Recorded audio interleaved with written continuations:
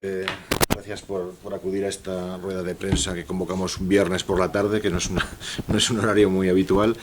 Pero bueno, como se presentaron los presupuestos generales del Estado ayer, pues queremos dar un poco nuestro primer análisis sobre los mismos, a expensas de que a lo largo de la semana, y ya con objeto de ir preparando enmiendas, los analizaremos mucho más a fondo.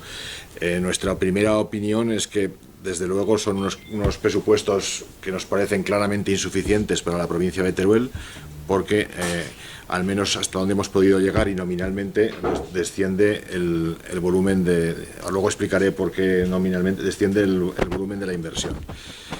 No nos parece, vamos, nuestro objetivo prioritario siempre ha sido mantener, si no incrementar año tras año el nivel de inversión que llegaba en la provincia, y así sucedió en los años anteriores, aunque curiosamente también con un procedimiento parecido al de ahora. Es decir, inicialmente salieron unos presupuestos bajos que luego se consiguieron incrementar a través de las negociaciones y de las enmiendas.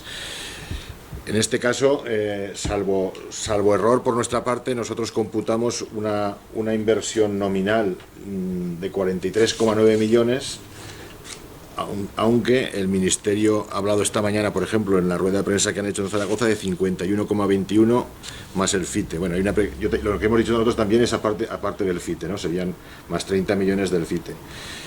Hay una discrepancia en ese ámbito. Lo más singular de toda la cuestión es que en principio sí que se apoyan todas las infraestructuras que Teruel Existe ha venido reclamando y demandando. Es más, de hecho, prácticamente los proyectos que hay en el presupuesto son todos los proyectos que viene reclamando Teruel Existe. Lo que sucede que se da una paradoja en cuanto al nivel de inversión. Debido a que la mayoría de estas infraestructuras se dejaron caducar y prescribieron los documentos técnicos que había elaborados en los anteriores gobiernos, ha habido que proceder a una recuperación de todos esos trámites administrativos, y actualmente se encuentran todas ellas en la fase de estudio informativo o de redacción de proyectos, con lo cual los importes que se pueden consignar a las mismas no son muchos, son los importes para sufragar esos estudios técnicos. Por eso el nivel de inversión aparentemente baja, porque solo se destina inversión de obra a la variante de Alcoriza, que está en obras, a la Nacional 330 entre Teruel y Villastar, que está en obras, y luego una partida que también veníamos reclamando insistentemente a mantenimiento y conservación de carreteras, que básicamente contempla el reasfaltado completo de la A23. Esas serían las tres partidas que hay sustancialmente de obras, pero todos los demás proyectos, todos tienen consignación en función de su evolución administrativa.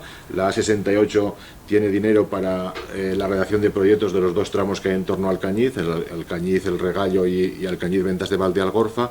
También hay consignación para licitar y adjudicar los otros tres tramos que faltan por contratar el proyecto, y también hay digamos, inversión para empezar el estudio informativo entre Ventas de Valdealgorfa y Vinarós.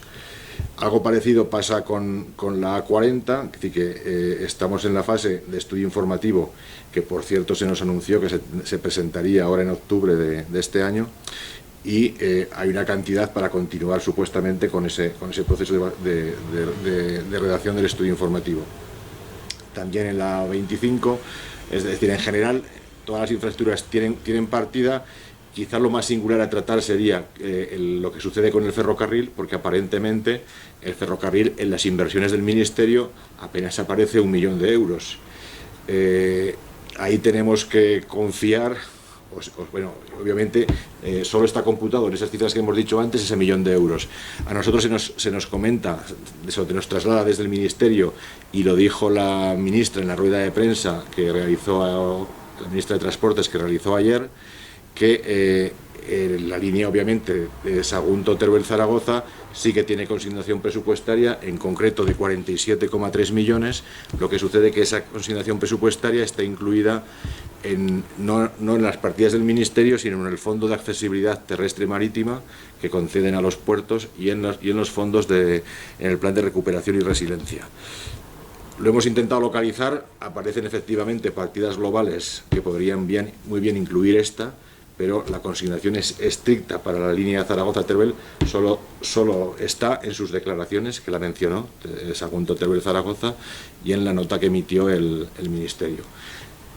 Debemos de deducir que eso es así. Claro, esa circunstancia cambiaría muy sustancialmente el nivel de inversión. Estaríamos aumentándolo en 47 millones, con lo cual nos pondríamos en cifras ya, digamos, parecidas a las que se iniciaron los procedimientos del año pasado. En cualquier caso, nosotros preferimos, porque eso, quedarnos con la cifra escueta, con la que está confirmada, y lo que vamos a hacer es exigir, obviamente, que el nivel de inversión en la provincia no decaiga frente a presupuestos anteriores. Como cuando trasladamos esa reivindicación se nos dice que, bueno, en qué lo vamos a poner si realmente los proyectos de infraestructuras están en la fase que están y no se les puede aportar más dinero, o es absolutamente ilógico aportarles más dinero que luego no vamos a poder ejecutar. O sea, si yo le pongo a la 40, 20 millones, pero estoy en fase de estudio informativo y no voy a poder ejecutarlo, es absurdo. Entonces, nuestra reivindicación en ese sentido es que, obviamente, hay otras muchas fórmulas. Por ejemplo, la fórmula que ya transmitimos el año pasado de incrementar el FITE. O sea, el FITE, que actualmente cuenta con 60 millones desde el año 2005, simplemente por incremento del IPC, pasaría de 60 millones a 85. Es decir, una forma de mantener la inversión en la provincia, si los estudios de infraestructura están en un determinado trámite administrativo que no puede recibir más inversión.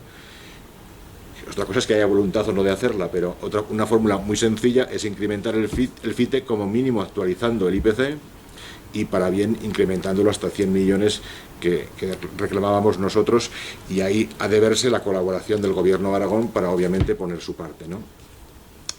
Y luego hay otra cuestión para nosotros muy clave que también puede denotar el compromiso, ¿no?, de inversión con la provincia de Teruel, pero también con otras provincias, y es el tema de las ayudas al funcionamiento de las empresas.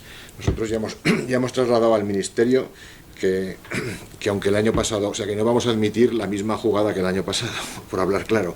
El año pasado negociamos su inclusión en presupuestos, al final apareció una enmienda, una disposición adicional en el último día, en el último momento, pero una disposición adicional que está pasando el año y no se ha ejecutado.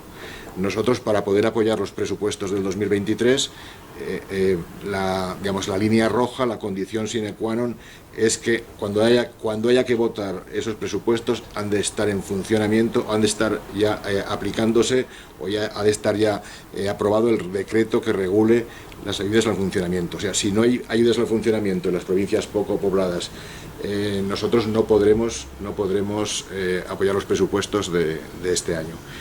Y lo consideramos así, primero porque están ya en la ley de presupuestos del 2022, con lo cual es un requisito legal que hay que cumplir. Reiteradamente la ministra ha manifestado su compromiso con nosotros de cumplirlo.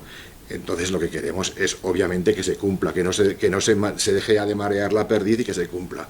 Por eso lo ponemos como condición sine qua non para apoyar los presupuestos, incluso aunque consiguiésemos mejorar todas estas partidas que estamos hablando, porque es un efecto de demostración de que hay voluntad política de comprometerse con esta provincia de verdad, y eso es lo que exigimos. Entonces nuestra misión va a ir por ahí, en reforzar todos los proyectos que planteamos. Por ejemplo, hay un hecho que nos ha alegrado, porque fue una traslación directa que a lo mejor os puede parecer insignificante, pero por ejemplo el tramo de la Nacional 330 que se está arreglando ahora, que es el Teruel-Villastar, parece que se quedaba ahí, y nosotros lo hacíamos insistir que queríamos arreglarla también desde Villastar hasta el límite de la provincia, hasta el rincón de Ademuz.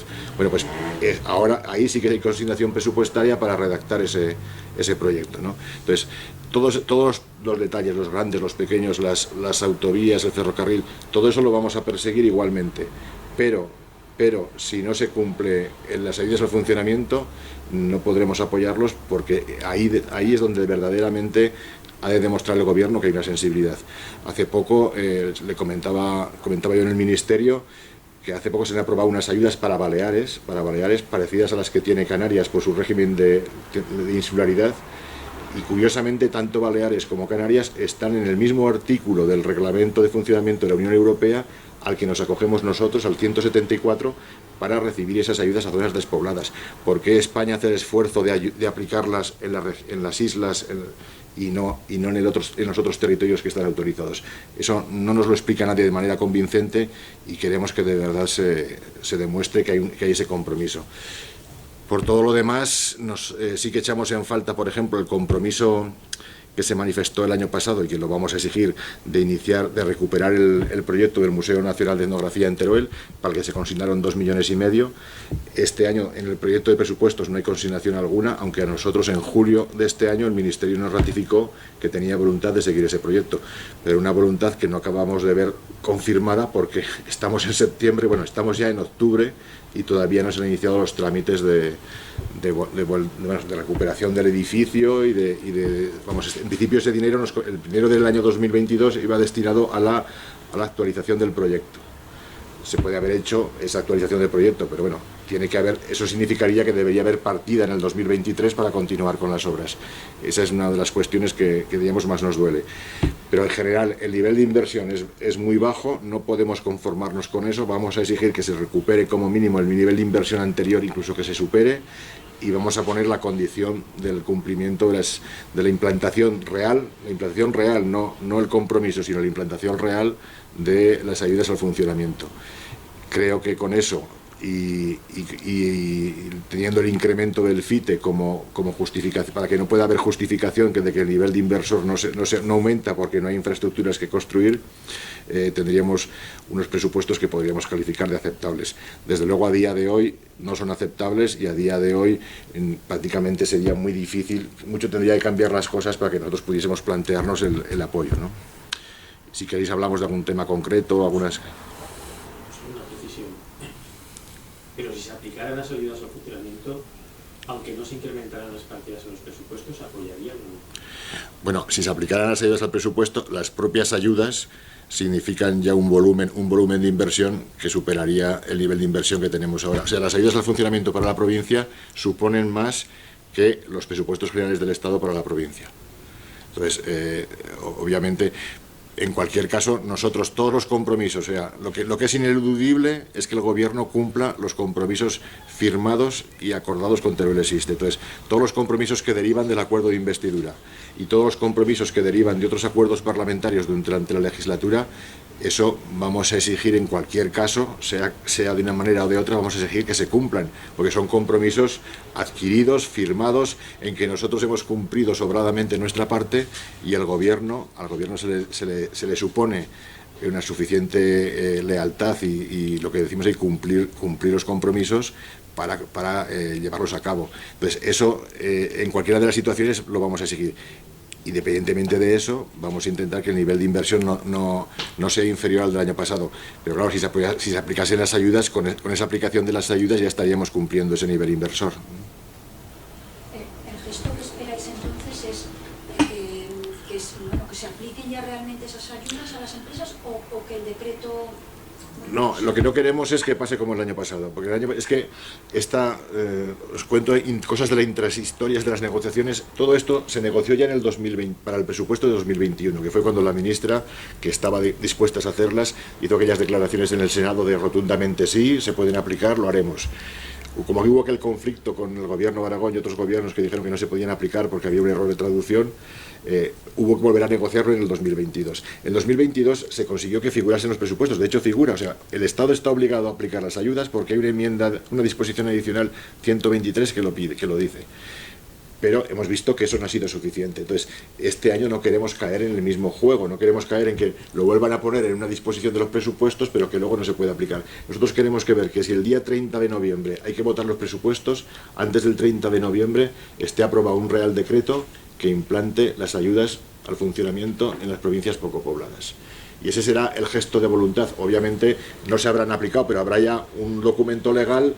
Entonces, si eso se hace, nos plantearemos el apoyo también teniendo en cuenta el resto de consideraciones. O sea, obviamente no vendemos el resto de las inversiones en Teruel por eso, pero si no se hace es clarísimo que no lo podemos compartir, porque no solo ya es el principio de esas ayudas que las consideramos trascendentales, consideramos que realmente es una medida que puede afectar de manera, como nosotros llamamos, de manera difusa, como lluvia fina a todo el tejido empresarial, y eso es muy eficaz, más que concentrarlo en una serie de zonas, sino es que además demuestra la voluntad política real o no, y demuestra la voluntad también en comparación con otros territorios. O sea, lo han aplicado se le está aplicando un régimen específico en Canarias, se va a aplicar un régimen específico que se aprobó el otro día en Baleares.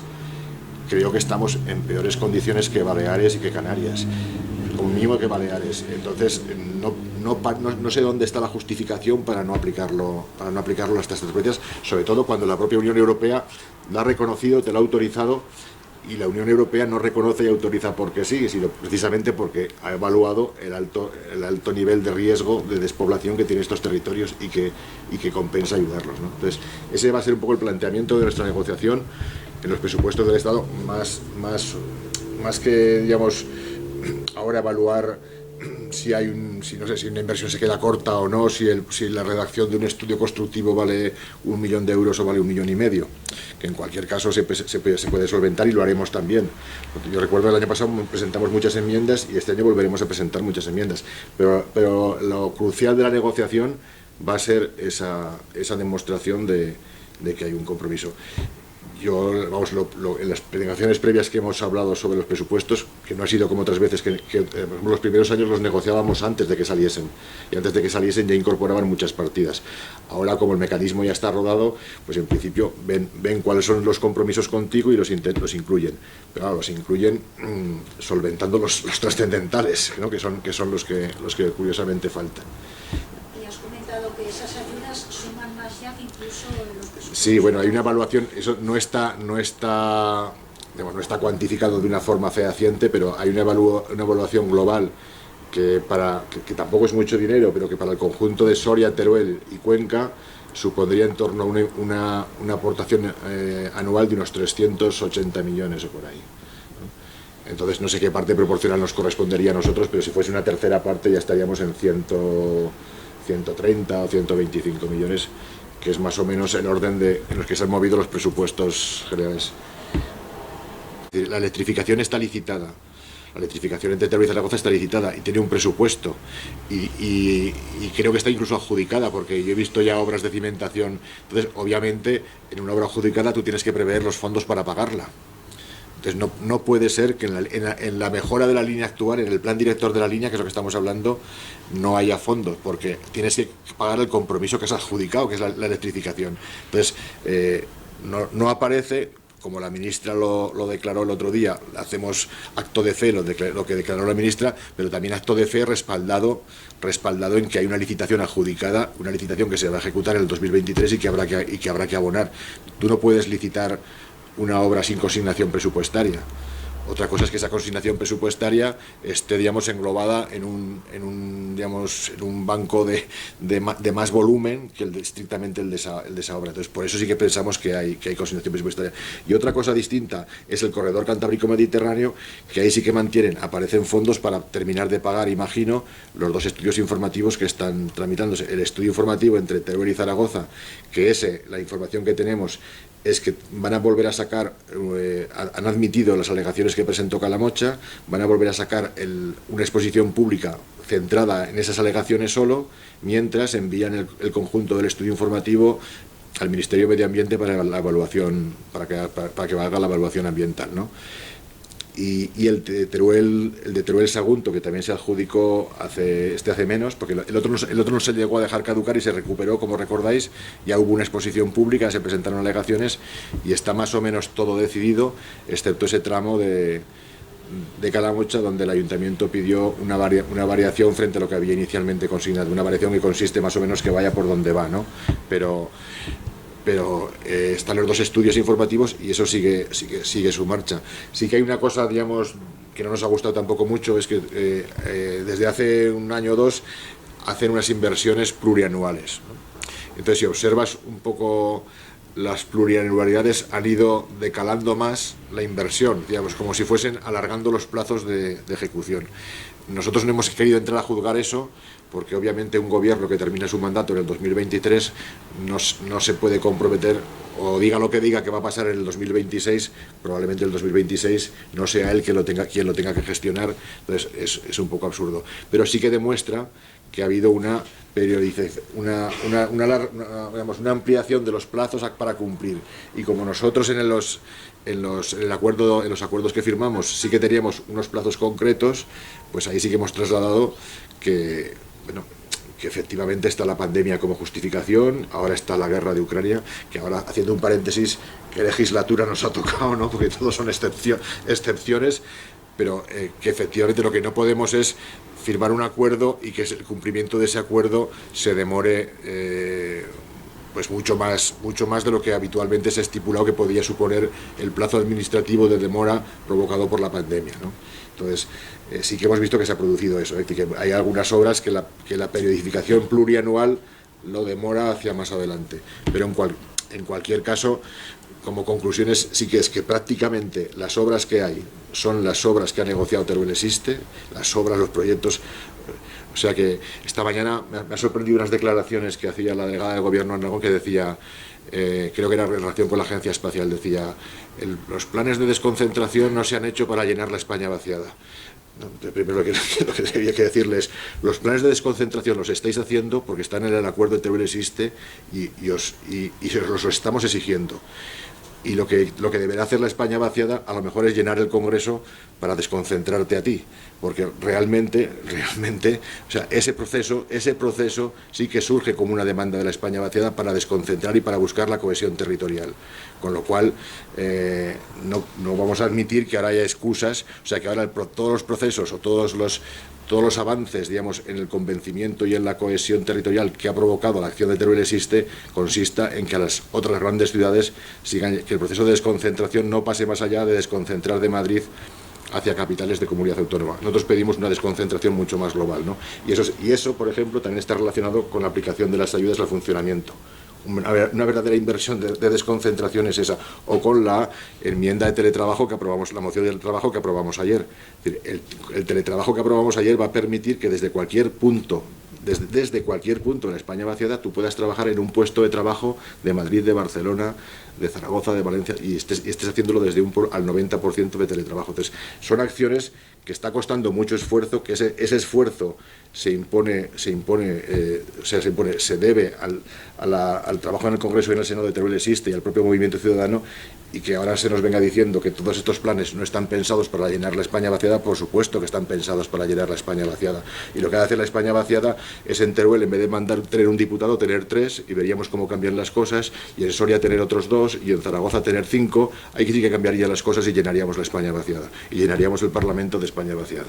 También tenemos que criticar otro planteamiento que hace el Gobierno de Aragón o que está haciendo el propio Ministerio y la propia delegada esta mañana. Es decir, que nosotros asumimos acríticamente, o sea, nuestros representantes, el estándar, el indicativo de inversión por habitante, cuando sabemos que nos perjudica y que no es absolutamente justo, que es irreal. O sea, el estándar de inversión habitante a Aragón le penaliza totalmente, porque somos poca gente y mucho territorio. Igual de válido que el estándar inversión por habitante podría ser el de inversión por superficie, por territorio. Cambiarían radicalmente las cosas, porque es que te tienes que oír que encima Aragón está situado en un nivel de inversión, o que la provincia de Teruel está situada en un nivel de inversión por habitante muy, muy alto. Por ejemplo, creo que salían a 300, lo hacemos por habitante, a 300 y pico euros por habitante. Y somos, claro, seríamos de los que más inversión reciben. Pero si lo hacemos por territorio, mira, por territorio los presupuestos a Teruel nos llegan 3.347 euros por kilómetro cuadrado, y en Madrid llegan 64.908 euros por kilómetro cuadrado. De 3.000 a 64.000. Igual de criticable es un indicador como otro. Además, eso recuerdo que en el 2004 ya hicimos unas jornadas en las que se puso en evidencia que la medida del PIB por habitante, o sea, el Producto Interior Bruto o la renta por habitante, no era un indicador bueno para medir el desarrollo de un territorio. Y menos aún, sobre todo cuando el territorio no crecía, sino que decrecía. Porque es que se da la paradoja que al final, cuantos más habitantes pierdes, eres más rico, aunque no hayas aumentado la producción. Entonces, efectivamente, lo que criticamos no es por nosotros, es que por parte de Aragón, incluso por parte de nuestras representantes, se asuma críticamente cuando no se utilice eso para convencernos de que la inversión es buena. O sea, la inversión no es buena porque no lo podemos dividir solo por habitantes, porque estamos defendiendo que la sanidad requiere una inversión y que hay que valorarlo en función del coste real de los servicios, y la educación en función del coste real de los servicios, y que esos servicios cuesta más prestarlos aquí que en Madrid. Y resulta que luego acríticamente admitimos lo que nos manda el Ministerio como evaluación. O sea, A mí no me puede decir que recibimos una de las inversiones más altas de España por habitante, porque el problema real que tenemos es que esto no se resuelve solo por habitante, porque aquí hay un territorio que cubrir, hay unos servicios que prestar. Y eso es lo que no acabamos de comprender, cómo se asume tan acríticamente ese planteamiento.